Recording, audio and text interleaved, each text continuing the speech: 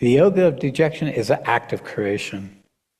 It's an act of bringing into existence something that has not been able to exist before. Your capacity to keep throwing yourself into the cauldron, keep throwing yourself into the battlefield, whatever is left of you, but then whatever is left in your relationship with the collective error, becomes the means for bringing about a new possibility of being. This is only possible when you have discovered, found in yourself, the capacity to know, as if to know that which never changes, that which is always here, that which grows stronger each time it proceeds through each yoga of dejection, each anguish, each pain, each illness, each diminishment, each collapse, each frustration. Be it yours or be it those around you that you're unwittingly picking up. But the strength for that comes with time, but it also needs to be established in the one truth that only you can know, that lives there in your purpose and your own maturity in living in alignment with that purpose in your life up to now. Okay, let's go on. The anguish. As the soul comes more and more forward, we become more and more of our limitations, our buried, unmet structures of past pain and trauma. These rise up in our surface awareness, causing experiences that have us loosen hold on our identity as we know it. Our inner behavior is often overtaken. Our outer behavior. Our outer behavior. Oops. Our outer behavior is often overtaken, often causing consequences that add to this undoing, impacting all aspects of our lives, mentally, emotionally, and physically. Things start collapsing. We lose hold on our life, and this creates experiences of suffering. At this point, an anguish comes. The peak of pain I call the cry of the soul, as it births itself in us. It longs for something else, something truer, greater, higher, even though the mind, emotions, and body may not be aware of it. This longing can create a shift in consciousness, a glimpse of a new level of consciousness, a new level of awakening, a shift that is evidence that the next shift in our return journey has begun. Like a caterpillar ready to become a butterfly, dejection is the beginning of a natural process. A natural process. This is how it works. A seed is planted in the dirt, in the mud, in the moisture, and if there's enough nurturance, it starts pushing. It doesn't know that it's doing that. And where does it push? It pushes up. It pushes towards what? A glimpse of warmness, a glimpse of something. It doesn't know it's doing this, but it keeps moving. It doesn't know it's seeking anything, but when it pierces the soil, it knows. The matter knows, and its purpose starts unfolding. It becomes what was there latent in the seed. That's nature. Spiritual awakening is the same thing. If we're mature enough, if we have enough nurturance, if we have a favorable enough circumstance, a natural unfolding of the seed of what we are starts moving us without us knowing it towards something that it senses, but cannot possibly know by any other way but in the very substance of itself. So it's not something the Gita says. It's not an imagination. It's a description of what's already so. What's here right now. What's been happening for you your whole life until now. And will continue. It's a map of the design that we're participating in. Okay. Dejection is a yoga. Dejection is not a one-time deal. It happens again and again on the spiritual path. Arising in fits and starts, it tries to awaken and then collapses. Like waking up from a deep sleep, one is so torpid and taken over by slumber that waking up can be a struggle. Coming out of dejection is a similar process. Dejection is an emerging from a lesser state of consciousness to a higher one. It happens even for non-seekers. Many people are in dejection and don't know it. They think it's just a bad mood or a bad day. That is pretty much how dejection shows up. You can't keep the harmony with your outer personality that you previously knew. There is a disturbance and you don't know why, and you don't know how to fix it. Old ways don't seem to work. That is a clue. And it may not be dejection. It may be just the bad cycle of gunas or where the planets are moving.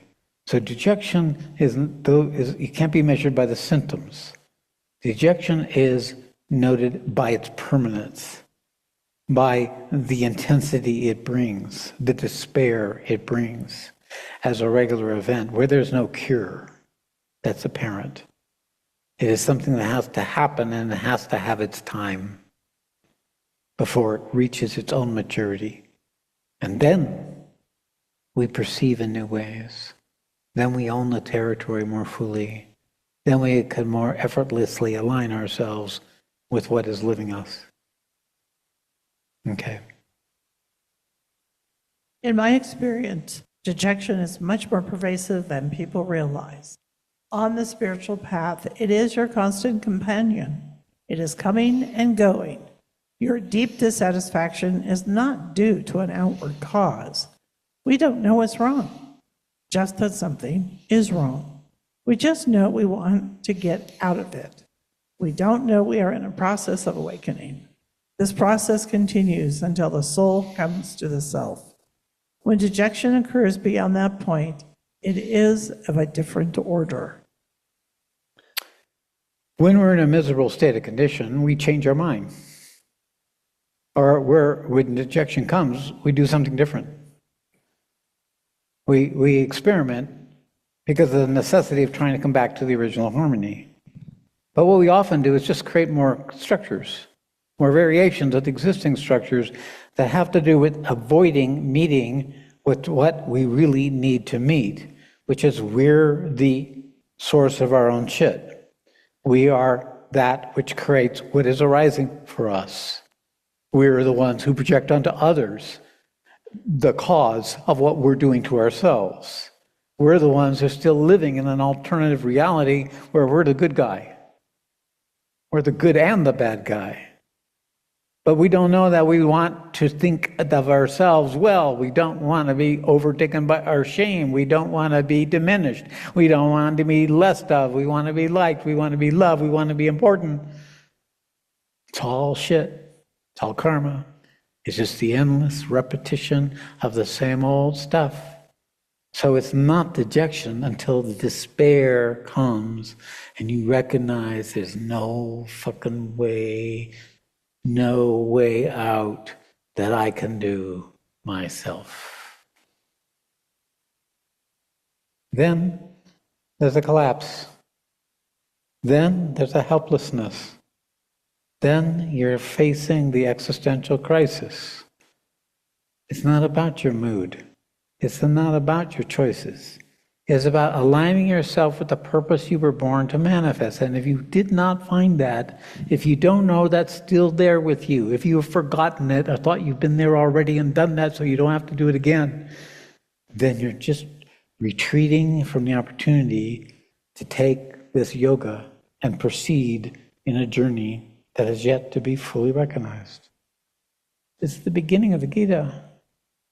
And if you can't get back through the first chapter, well, it's not going to be very useful for you. Okay. The first part of the Bhagavad Gita is about this initial emerging. The caterpillar inside the cocoon, having reached sufficient readiness, begins to dissolve in order to become a butterfly. Dejection is the beginning of dissolving. Ask the caterpillar how it feels in the cocoon, and it would probably say it's miserable. This hurts. I don't want to do this. How can I make it stop? Give me some pills. Let's get drunk. Give me some friends, another project, another job, another relationship, anything but this. And it doesn't work. It is a state of dis-ease. Ignorance does not like to wake up. It is a state of not knowing you don't know. Waking up from ignorance is the beginning of learning that you don't know, usually by thinking you know, and then finding out that you don't.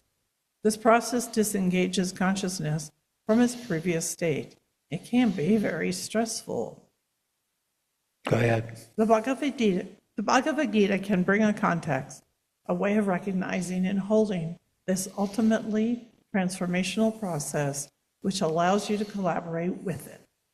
Understanding the Gita, even just intellectually, will assist you in working with this process that has already started. Everyone reading this has gone or is going through this. It is evidence of the true spiritual awakening. And we are the ones that makes it true or makes it real or not. It's an alternative reality. You're creating a new agreement. You're creating a new agreement for being in existence. You're breaking out of the box of others who have created agreements for you to live by. You're learning to discover something as a new paradigm for becoming that only you are in charge. And of course, you cannot do this yourself.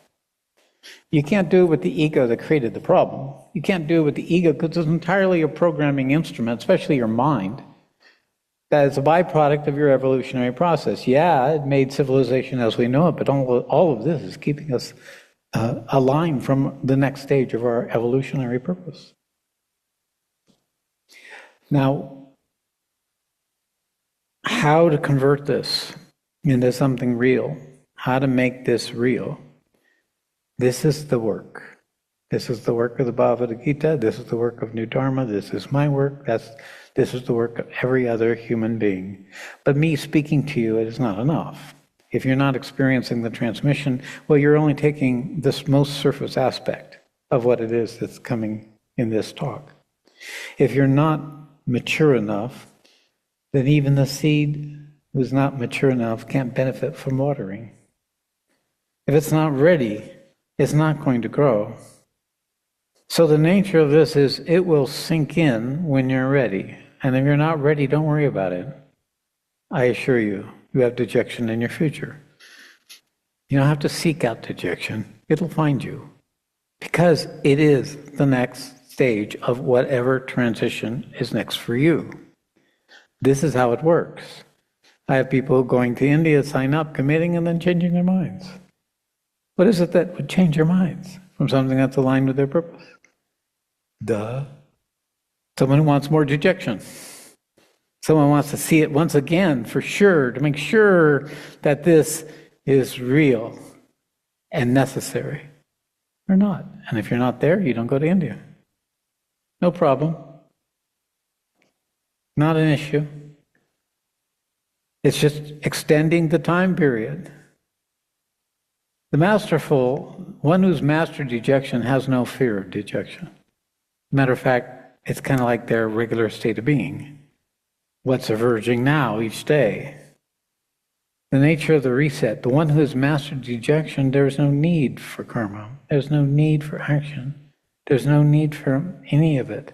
Because all of it, of course, is the fray. It's the Kuaketra for the Dharmaketra. So whatever be unfolding for me is simply a matter of an unfolding of the next aspect of this endless emerging of a possibility.